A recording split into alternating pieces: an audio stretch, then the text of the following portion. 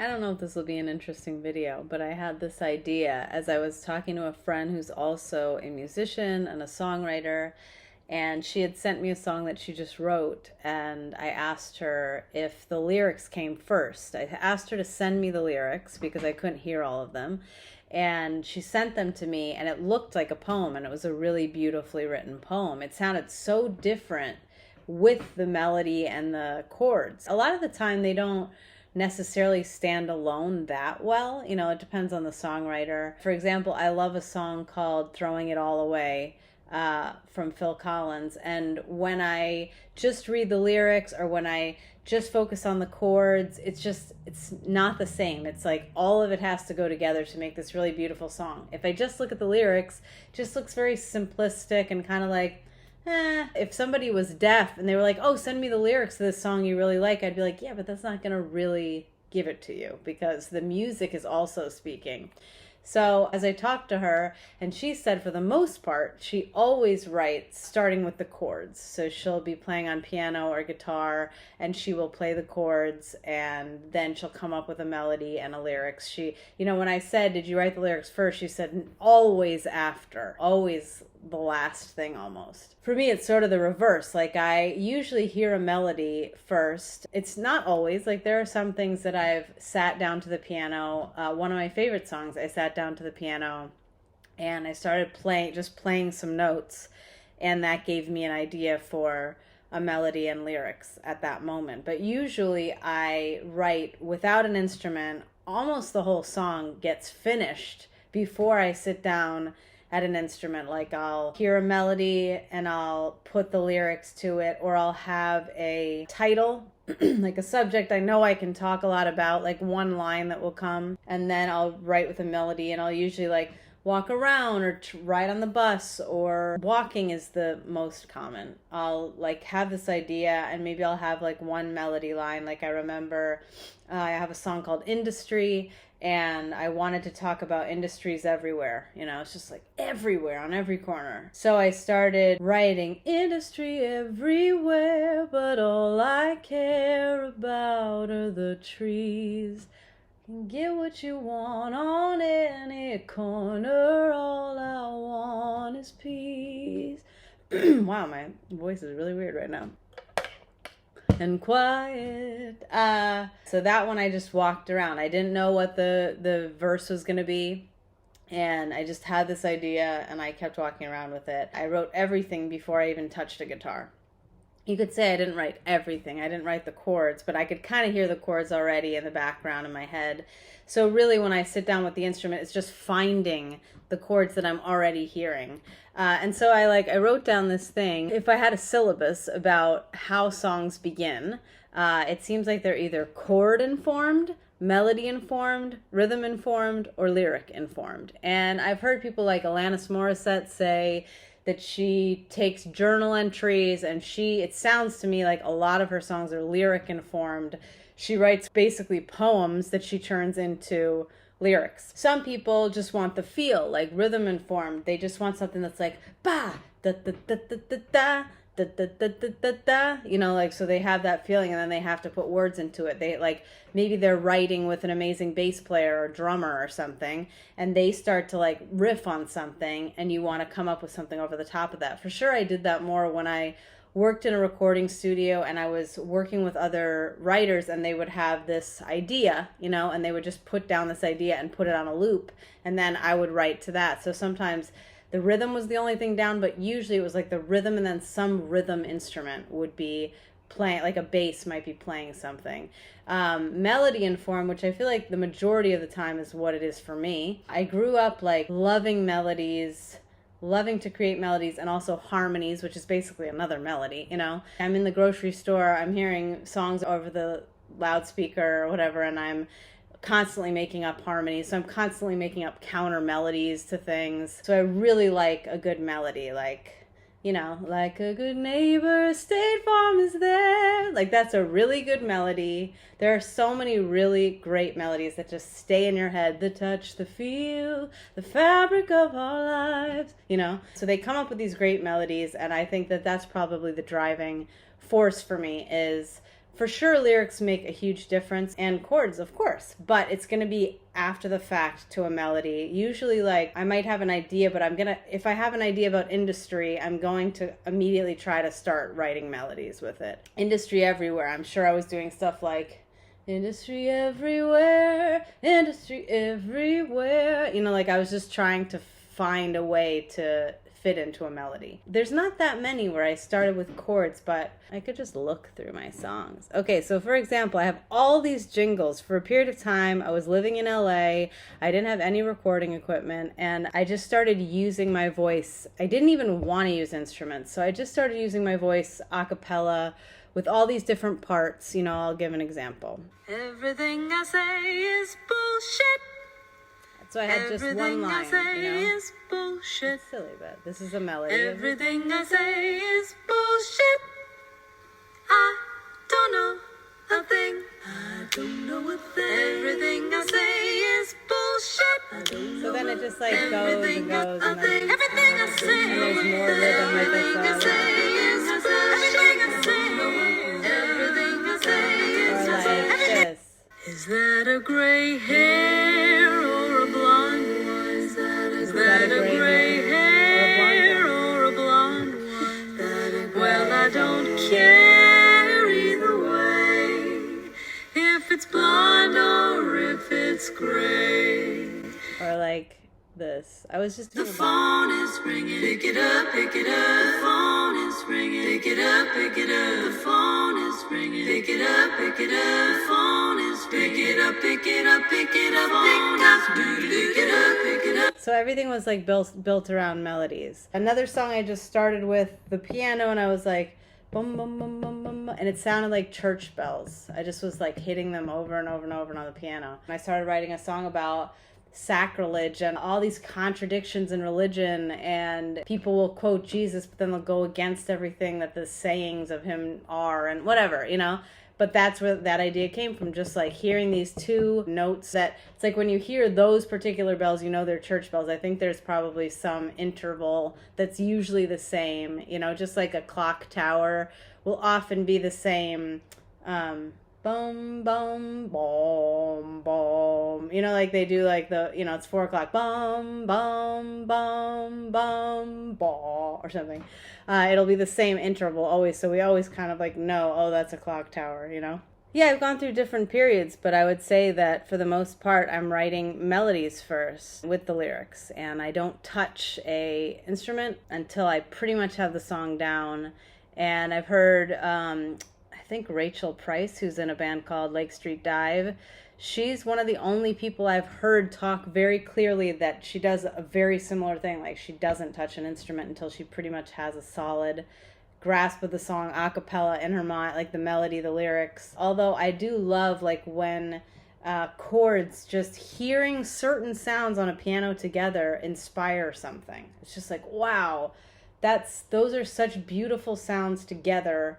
How am I going to create something that's as beautiful to put with those sounds? I mean, I think vibrations do really impact us, you know, and depending on how they're put together and our makeup, you know, like I do like particular chords. Those are just the chords that feel the most right to me. I hear certain piano players improvise and I'm like, whatever they're doing, those are the kinds of sounds I want to hear together. Versus other people like, you know, a good friend of mine loves Nirvana and loves like a lot of bands that to me all have very minor chords all the time, like a lot of minor chords together. And I don't particularly like that much. Even when I write a song that has a lot of minor chords, I'm like, I mean, it's coming, so I don't want to question it, and I try not to like shut it down. But I don't love those necessarily, like the vibe of them. Like I'm so excited, for example, the cover song Pointer Sisters. Tonight's the night we're gonna make it happen. You know, like it shows you a certain time period because they would be using chords of a certain kind during that time that give us sort of like darker 80s, but also, I don't know how to explain it. Like that song, everybody wants to rule the world. But there's like minor, so there's like an 80s sound to the quality of those chords. I mean, it's also the production and stuff. like Wearing Me Down. So I just finished a song recently. I'm having it mixed now. That's very minor. Like I don't even know if that's understandable to maybe non-musicians. Like a major. Hold on.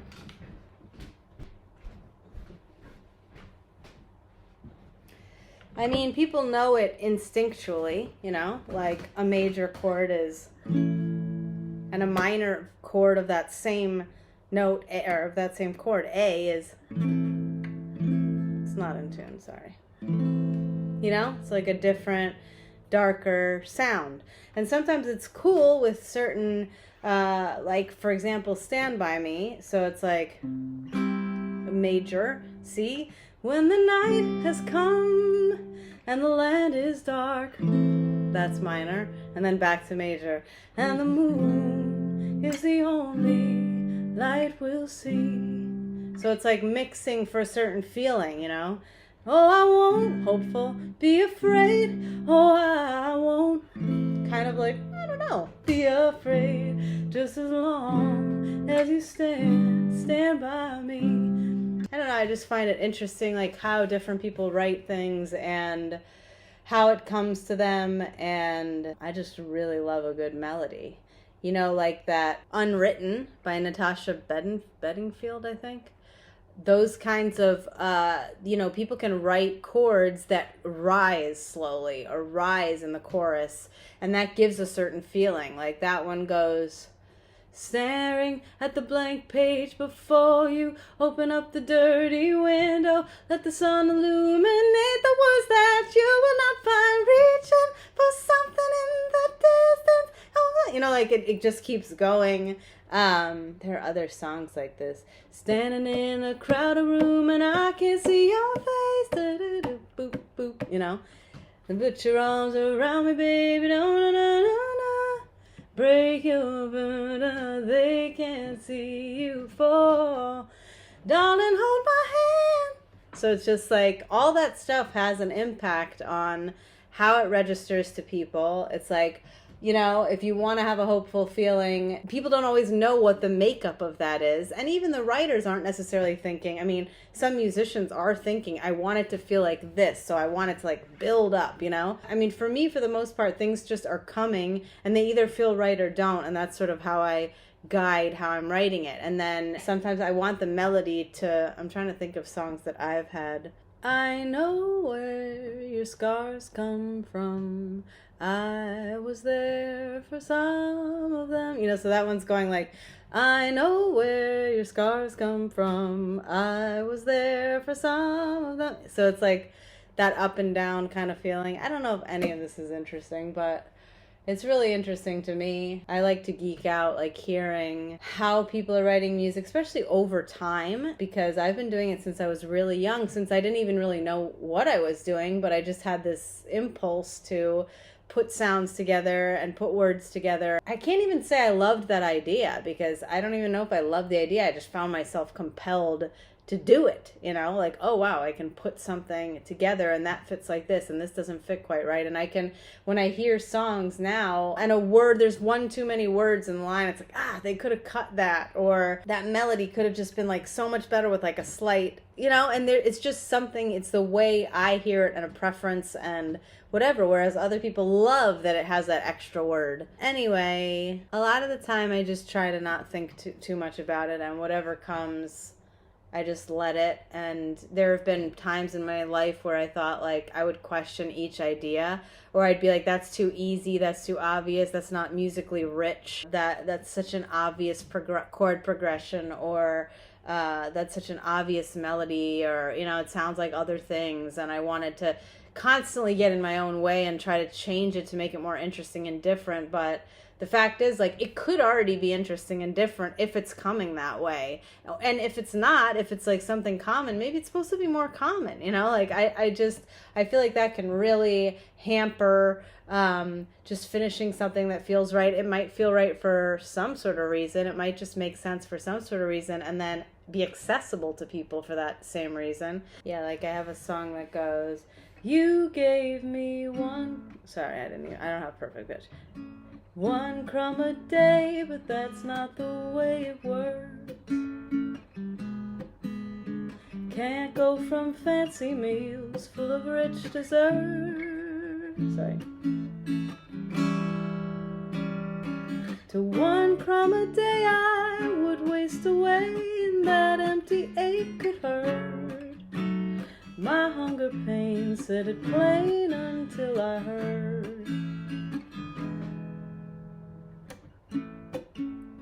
I think I came up with that melody first.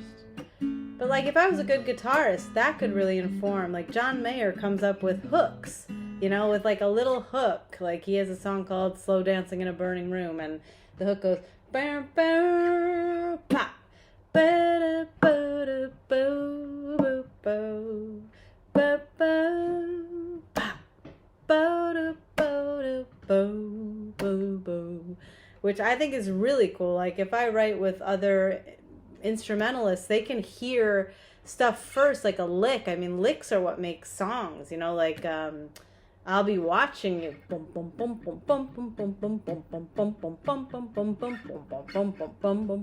know, like that really, that's what we feel, we hear that, we know what song that is. Or like Beatles have so many licks that that make the song. That's the thing we hear, is that one little melody, and we know what song it is, and that sort of like informed the entire rest of the song. And without it, it would have been a fine song, but it would have just been chords and a melody, and it wouldn't have had that. I think of it as like a counter melody, you know? It's coming up with like Stand By Me is like boom, boom, bo-do-dum, boom, bo-do-dum, boom, bo-dum, boom, ba-da-dum. But like, without that thing, if I'm just doing this, you might not know what song it is. It could be a lot of songs. But with that lick, you know what it is. And I don't know, that stuff fascinates me. The little aspects that somebody added in maybe later, or that drove the song from the beginning. Somebody...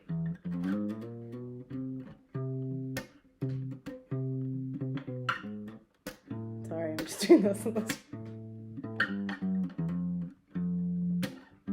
Like, somebody was playing that maybe, and that's how the song began, you know? Or the bass player came in and added that, and everybody was like, wow, that makes the song, or whatever. Anyway, I'm going to stop talking about this now. But that's my idea, that songs are either lyric-driven, to start a song, lyric-driven, melody-driven, rhythm-driven, or chord driven. And probably if you asked any songwriter, they'd say it happens in all different ways, but some have a preferred way, or some have a way that they notice it happens more of the time. I remember even hearing like little notes in the subway, you know, like the sound of the screeching brakes or whatever,